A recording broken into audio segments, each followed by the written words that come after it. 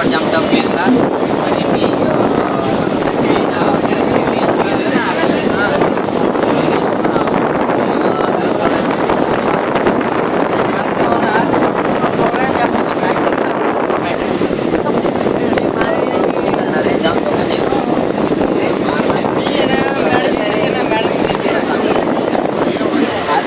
कुठे